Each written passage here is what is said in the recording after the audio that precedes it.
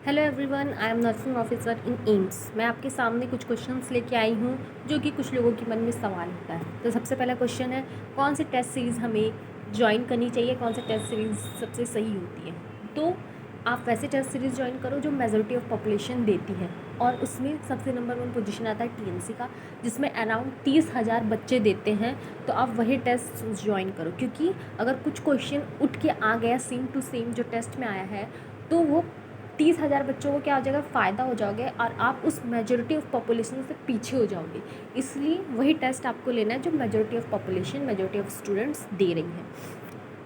Second question है, क्या सही तरीका होता है टेस्ट देने का और टेस्ट देने के बेनिफिट क्या होते हैं। तो सबसे सही तरीका जो होता है, 3 चीज़ें जो आपको कभी नहीं करनी है टेस्ट देते टाइम। सबसे पहले पॉज नहीं करना है टेस्ट को। अगर आप बैठे हो एग्ज़ाम देने, टेस्ट देने, तो एकदम वैसे ही बैठो, लगातार एक टाइम फिक्स कर लो मुझे इतना, और टेस्ट देने के बाद ही उठो वहाँ से।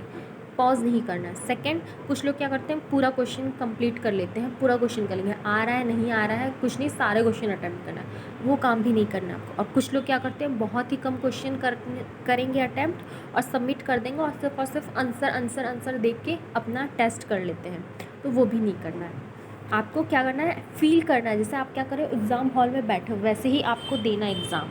जितने ही क्वेश्चंस अटैम्प्ट करने हैं जो आप एग्ज़ाम हॉल में करोगे, उतने ही क्वेश्चन रिस्क लेने हैं जितने आप एग्ज़ाम हॉल में लोगे।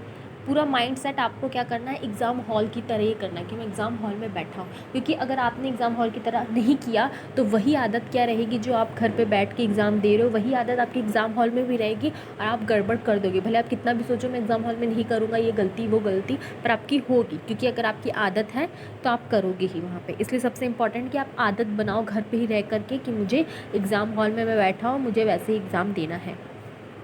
और कुछ एग्ज़ाम देने, और ये है कि एग्ज़ाम अगर आप दे रहे हो तो क्वेश्चंस एक सेक्शन है, उसमें जितने क्वेश्चन है तो आप फटाफट क्वेश्चन कर लो। उसके बाद कुछ क्वेश्चंस जो लॉन्ग क्वेश्चन होते हैं, आप क्या करते हो, जैसे छठवां क्वेश्चन लॉन्ग क्वेश्चन है तो आप क्या करो, उसको स्किप कर दो और आगे क्वेश्चन अटैम्प्ट करने लग जाओ।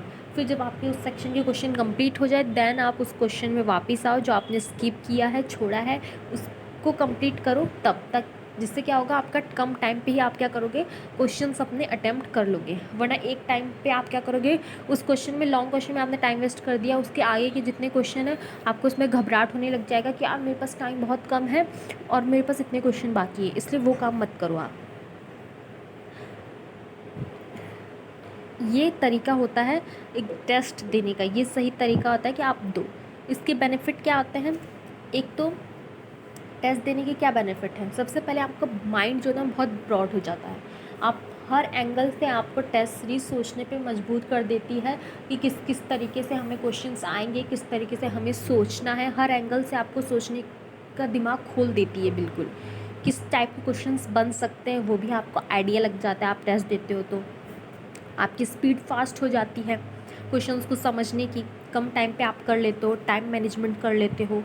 और आपको डर नहीं रहता एग्ज़ाम हॉल में। जब आप बैठोगे ना टेस्ट देने के लिए, वहाँ पे एग्ज़ाम देने के लिए, तो आपको डर नहीं लगेगा, क्योंकि आपको मालूम है कि आप घर पे टेस्ट देते थे, वही आदत से देते थे एकदम, और आपका नंबर भी अच्छा आता था, आपका सब कुछ सही तरीके से होता था। तो आप एग्ज़ाम हॉल में भी घबराओगे नहीं, ठीक है। इसलिए टेस्ट को हमेशा वैसे ही देना चाहिए, एग्ज़ाम हॉल में जैसे बैठो वैसे ही देना चाहिए, ताकि आपको घबराहट ना हो जब आप मेन एग्ज़ाम में बैठो देने। सेकेंड, थर्ड क्वेश्चन जो है कि revise theory in less time. कैसे हम रिवाइज करें थ्योरी को कम टाइम में।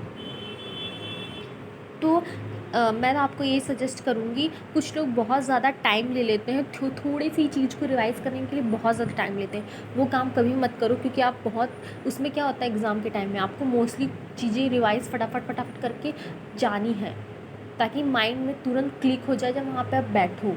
इसलिए रिवाइज़ करना इंपॉर्टेंट होता है। इसलिए आप कभी भी टाइम वेस्ट मत करो रिवाइज़ करने में। क्या करो, जैसे 2 महीने पहले, 2 डेढ़ महीने पहले आपने क्या किया, रिवाइज़ किया अपना थ्योरी, तो आप वहाँ पे थोड़ा आराम से आप कर रहे हो, टाइम ले रहे हो, ठीक है, क्योंकि आपके पास टाइम अभी काफ़ी है, तो आप थोड़ा टाइम ले करके रिवाइज़ कर रहे हो क्वेश्चंस को, वो किया। अब रिवाइज़ करते टाइम जो भी मतलब जो भी पोर्शन आप भूल गए, उसका क्या कर लो, अलग से एक नोट्स बना लो कि ये चीज़ें मैं भूल जाता हूँ, बार बार रिवाइज़ करता हूँ तो मैं ये चीज़ें भूलता हूँ बार बार। तो आप वो का अलग एक नोट्स बना लो, ठीक है। फिर जब आप 1 महीने बाद आपको लगे, मतलब 20 दिन पहले आपको लगे कि यार मुझे फिर से एक बार नोट्स रिवाइज़ करना है, मैं थोड़ा थोड़ा भूल रहा हूँ, तो आप क्या करो, उस बार मतलब बुक्स कॉपी को देख करके ही रिवाइज़ करो, मतलब कॉपी को खोलो, कॉपी को ही देखो और रिवाइज़ करते चलो, ठीक है, कि उसी को देख देख के रिवाइज़ करो। और फिर वो क्वेश्चंस मतलब वो नोट्स भी रिवाइज़ कर लो जो आपने पहले बनाए हैं छोटे छोटे पॉइंट्स के, वो भी रिवाइज़ कर लो। और बुक से देख करके भी आपने जो भी मतलब आपके नोट्स है उससे देख करके आप देख करके करो, क्योंकि जब आप देख करके नोट्स रिवाइज़ करते हैं ना, माइंड में क्लिक भी होता रहता है फटाफट और इतना टाइम भी नहीं लगता। पर आप बुक नहीं देख रहे हो, आपने पढ़ लिया हस्बैंड डिजीज़, अब आप उसमें अपने ही मन में सोचते हो क्या क्या नोट्स में था, क्या क्या था, उसको आपके माइंड में जाने में बहुत टाइम लगेगा। तो ये आप क्या करते हो, फर्स्ट टाइम करोगे जब आपने रिविज़न किए नोट्स। सेकंड टाइम तो आप ये नहीं करोगे, सेकंड टाइम आप सिर्फ नोट्स पढ़ते रहोगे देख देख करके, ताकि फटाफट माइंड में घुसता रहे और टाइम वेस्ट भी कम हो। उसके बाद थर्ड टाइम, जो कि एग्ज़ाम के 2 दिन पहले, तो 2 दिन पहले क्या करना है आपको, जो भी चीज़ें आप भूल रहे हो वही चीज़ बस आपको क्या करना है, रिवाइज़ करना है। पूरा नोट्स रिवाइज़ करने की ज़रूरत नहीं है, वरना टाइम वेस्ट होगा, कोई मतलब नहीं, क्योंकि आपको टेस्ट भी देना होता है, टेस्ट को भी एनालाइज़ करना होता है और फिर थ्योरी भी पढ़नी होती है। अगर आप थ्योरी पे ही टाइम वेस्ट कर रहे हो तो कोई ज़्यादा मतलब नहीं है, पूरा टेस्ट पे टाइम वेस्ट कर रहे हो तब भी गलत है।